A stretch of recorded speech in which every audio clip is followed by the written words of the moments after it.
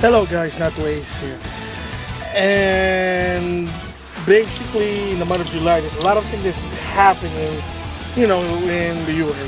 And basically one is Evolution 2017, which is think of it as a Super Bowl of all fighting games. It's entertaining, you know me, I'm not an FGC, but watching people play fighting game on the top level, hey, it's entertaining. It's like watching NASCAR or maybe golf. Whatever. And another one also is an anime con. I forgot there is anime con or something like that. That's also in July, and of course San Diego Comic Con. So what is this con Evolution all about? Well, it's going to be a multiple parter, basically talking about an anime game that both the Western and Eastern love it. That is going to be an actual good, let's just say a real true 2.5D fighting game. Yeah, so basically this is going to be about Dragon Ball, the whole franchise, the anime. And also I want to give my thoughts on Dragon Ball FighterZ. Yeah, apparently according to Namco Bandai, that's how you say it. It's Dragon Ball and then it's FighterZ rather than FighterZ. Don't know why. Whatever. Maybe they're trying to be different. They're trying to be unique. Who cares? So basically, the whole point of this is, first of all, is I want to give my thoughts on the game based on the trailer. I never played the game. I'll go to E3 one day, maybe. Who cares? But also, I want to give a retrospective of my opinion of the Dragon Ball whole series.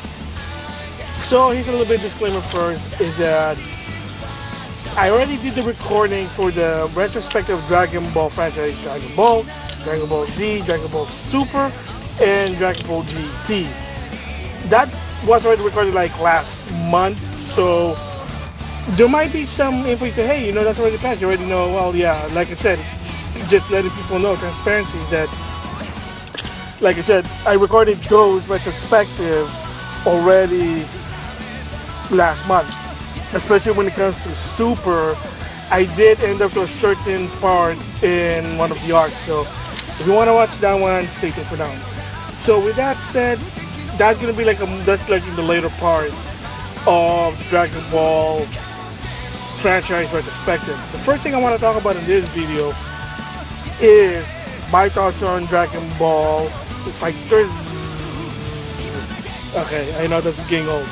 Alright, so for people who don't know what it is, first of all, Dragon Ball Z is a famous, Dragon Ball franchise is basically a famous anime and manga created by Akira Toriyama. And in Super, he has a successor named Toritaro. If I messed up his name, I do apologize. But it's all about fighting. And there have been a lot of video game based on that, but not really a very, very high definition of fighting. There have been Xenoverse is mostly 3D. Budokai to some extent it may be 2.5D, but there is also sidestepping. This game is the definitive version of a 2.5D fighter because the developers are the people who did Guilty Gear Xrd or the Guilty Gear franchise and the Blaze Blue. And so Dragon Ball Z FighterZ is going to be the Arc System next project. So I was thinking it would be either the next Blaze Blue, since they just released a update version of Guilty Gear Xrd Second Revelator, which by the way Arc System works. Central Fiction Extended, hopefully there's English dub. And I'm still waiting for you to finish the story for Revelator. I really want to hear them in English because the most game I enjoy for Guilty Gear Xrd right now is Sign, because it has English dub. Just saying that. Whatever, moving on. So the interesting thing about this game when I looked at it, it looks fun. So if you play a Guilty Gear game, that it has that same style. Even the graphic has the same style, so it's pretty awesome. So the game basically what it looks like is, apparently they said it's a 3v3. So of course they showed it in E3, of course the FGC played it, like Vesper, I heard he did. Miles 923, Filipino Champ, Justin Wong, etc., etc. Because they're the first people that are more interested because they like fighting games. But the bottom line is, yeah, it looks fun. Well, is it hard to understand? Well, there is going to be a closed beta, but I don't know how you're going to get that, but that's a different story. But, so it looks interesting. I might get it actually at launch. You know, Amazon Prime, I get 20% off. There you go. And also, I get to help the backlog battle, you know. But that's the different story there. But the interesting about Dragon Ball FighterZ is you have a game. This product, believe it or not, will combine some communities. I'm gonna basically the two main communities I can say. One, the FGC, who basically loves the Guilty Gear games or fighting games in general, and the other side are the anime community, especially who are fans of the Dragon Ball franchise. Yes, and I'm already starting to see it because in the case with Miles 923 and Vesper Arcade, all of a sudden they're talking about Dragon Ball Z, and even Vesper Arcade said, "Oh, this is something first you never really see in my channel talking about Dragon Ball Z because his channel's about fighting game, but you got Dragon Ball Z, which is anime." And then the other side, the anime fan, both for Never World and Anime Reaction, Oppai Senpai, yeah, and I watched them. They're anime fans talking about a video game that's basically Dragon Ball's franchise. See, it is going to be interesting. This game once it comes out in early 2018. Yes, it's going to be early 2018. It's probably going to be this. Could be a game that's going to somehow the community might basically for particularly this game they might even just join up. Like they can talk about the Dragon Ball lore at the same time, understand the mechanic of the game, and so that's what's pretty interesting that this game, because it's actually a good Dragon Balls. It looks so good.